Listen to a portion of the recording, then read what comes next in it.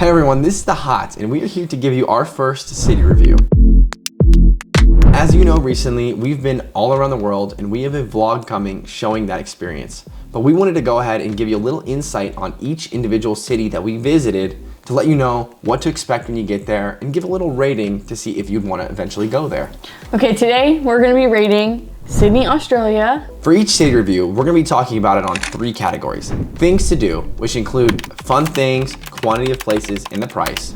Food, which is going to include the exotic of food, the type of food, portion size, and price. And finally, atmosphere. For this, we're going to talk about the safety, transportation, views, the type of people, and the weather. First, I want to talk about the Opera House. The Opera House was a cool experience. Definitely worth seeing when you're in Sydney. The shape and the architecture throughout the entire building is like no other building I've ever seen. We didn't actually see an opera in it, but we were able to go inside and get a tour and thought it was just an awesome experience all around. So definitely, if you're in Sydney, you have to check out the Opera House. And the Botanical Gardens are right up the road from the Opera House. So you can walk, it's about a 5-minute walk to Botanical Gardens of Sydney.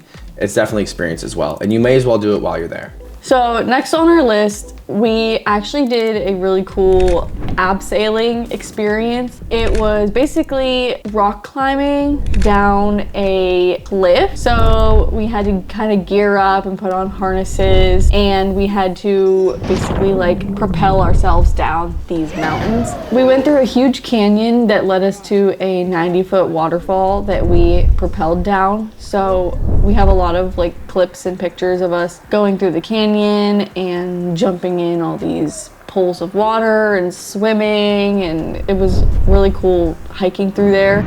Jay, how was it? That was awesome. The whole experience was really good. Abseiling down the waterfall was awesome. The jump was pretty cool. It's gonna be good. It was about an hour drive out from Sydney, so definitely gonna have to make a little trip to get there, but it's 100% worth it. You can go and book this experience on Airbnb Experiences, and the guys that we worked with were amazing. Definitely gotta check them out. We also saw Taylor Swift in Sydney, which was a really cool concert experience in the Accor Stadium down in Sydney. Is a great stadium, so if you're ever here to watch a game or to watch a concert, their stadium is very, very nice. But the next big thing I want to get into is the zoo they have in Sydney.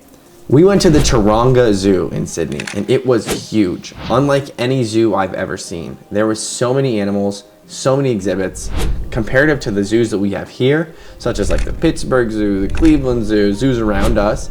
This zoo was amazing. And at the Taronga Zoo, they do certain days of the week where they have the gates open for like a petting zoo kind of experience. So the one is they have the koala exhibit. They had that for kangaroos as well. You can pet and go see a kangaroo in person. They also had another one for the capybaras, which I've never seen in real life until then, and it was pretty interesting. So next is the Bondi Beach. The beaches are actually not super safe to swim in there. They actually like have a sign up that says like you can't really go in them. And they have like a lifeguard who will like blow his whistle and like yell at you if you're in there. But there's a huge coastal walk. You can walk up all the beaches and kind of see everything that's going on. And along with the Bondi Beach, there's Bondi Icebergs. Basically, there's 2 pools that are right up against the ocean. So the ocean water basically comes in and like splashes into the pools. And you can go there and like pay like a $10 fee to get in for the day if you're not like a member. Yeah, I would say the Icebergs, that is a really, really cool thing to check out. I would definitely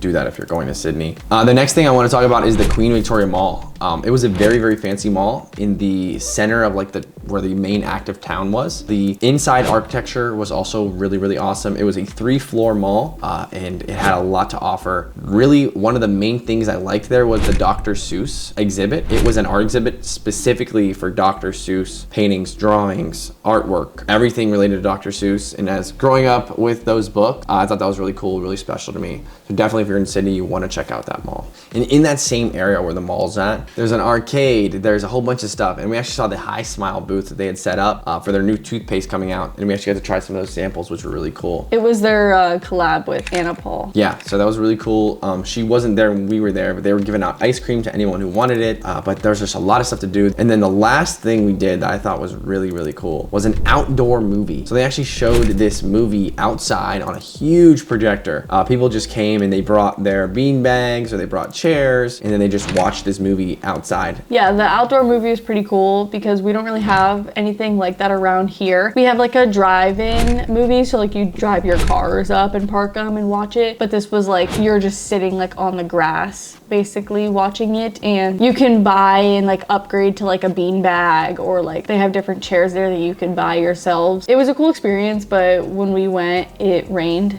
and was really windy and cold, so we ended up moving to the bleachers that they have set up, which was still fine, but yeah, you just have to go on a night where the weather's better. Right. So overall for our things to do in Sydney, I'm gonna rate it an 8. I also would give it an 8. That explains a little bit about our things to do in Sydney. Now let's move on to our food. We're gonna be rating it on taste, price, and the quantity, as well as if it's exotic. So for food, we had a couple good places that I wanna talk about. The first being when we got there, a place called Vapiano. So we went into this restaurant and they seated us and they basically told us that we order on our phone. So that's like not a normal thing here in America. Normally in America you have a server, but basically they did it here where you just order on your phone and they just deliver it to your table. So they asked us for a tip online when you place the order, and we weren't sure if we should tip or not because they weren't like doing us a normal like service where like servers will provide a service for us the whole time. So we ended up leaving like a few dollars for them, but it was just kind of like we weren't sure about it. But overall though, like the restaurant was pretty good. As far as like the portion sizes go for Vapiano, the portions were definitely smaller than they are in America. Like here, if you go to a pasta restaurant, you're getting like a bowl this big, whereas like our portions there were like smaller. So I think it was like just like the perfect amount for me as someone who doesn't really eat a ton.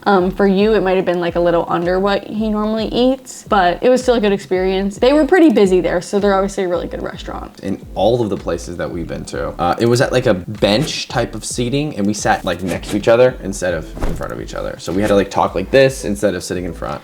And then in that main area I was talking about with the Queen Victoria building, there's one spot that you definitely have to check out, and that is Uncle Tetsu's Crepe Brulee shop. This was so cool. They made the crepes and creme brulee right in front of you. You waited in line, and they actually had tickets because they sell out. They only sell a certain amount of these per day. I think it's 100 on weekdays and 150 on weekends. We made a TikTok, we made a shorts about it. Make sure to check out the vlog and that TikTok. But these crepe brulees were awesome. I mean, the whole experience of them making them through the window and just watching every step, and it also tasted wonderful. So like definitely check those out. They're about $13 Australian, so I think that translates to about 8 to 9 of US. Yeah, maybe 10. Right, so it's at least worth checking out. Next is the Australia fish market. So you walk into this fish market and it's just so many different little shops inside, and everyone's selling fish. You got like salmon and crab, and then you go the other way and there's like fried fish and there's so many different kinds of fish in there. And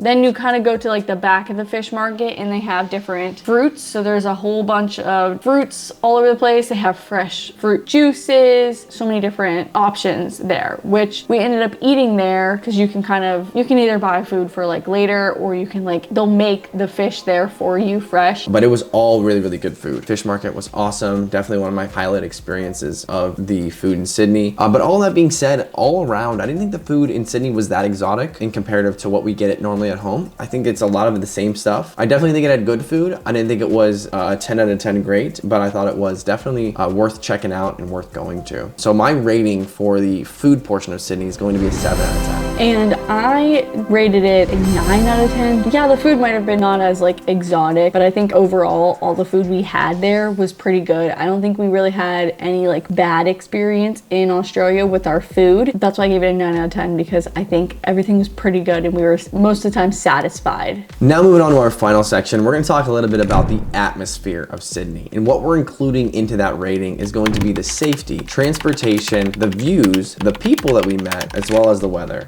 Starting it off, I felt very safe in Sydney. It was a very safe place to be. From what I had experienced, I didn't really see any issues. There was very, very little crime, and I thought most of the people were very nice to me. We didn't really experience many homeless people either, which is something we deal with a lot where we are. There was no times when we were like walking down the street that we felt like something might have happened or we felt unsafe. It was pretty good. And as far as weather there, it was very hot. I think the last day day we were there, it was 100 degrees, but for majority of the time we were there, it was like in the 80s. Weather was pretty good though. I think we had a little bit of rain here and there, but overall very hot. We wore tank tops and shorts the whole time, but it depends on what time of the year you're going there. Especially the nights. Make sure that when you find your Airbnb or your hotel that they have valid air conditioning, because that was something that we found to be an issue. But outside of that, one of the interesting things is the culture there. Us as Americans don't believe that we have accents, but over in Sydney we did. They all had Australian accents to us, but we had distinct American accents to them. And that was just interesting to see from a cultural standpoint about how different things can be where you're from. And then the final thing for Sydney, which actually knocked down a couple points for me, was the driving. Now you definitely need to have a car in Sydney just because of how spread out it is. It's very, very difficult to use public transportation or even Ubers or Lyfts. That will get expensive. So you're gonna have to rent some sort of car. We go through Truro and I've always had pretty pleasant experiences with that. But what I will say is the driving is hard as an American because you're driving on the opposite side of the road, as well as the car internally, you're on the opposite side as well from what we're used to. And it's just such a weird experience. And I'm sure it's like that for other countries as well, but I just know specifically for Sydney, I had a very difficult time and actually had to really, really pay attention when I was driving. So if you're going there, make sure that you're ready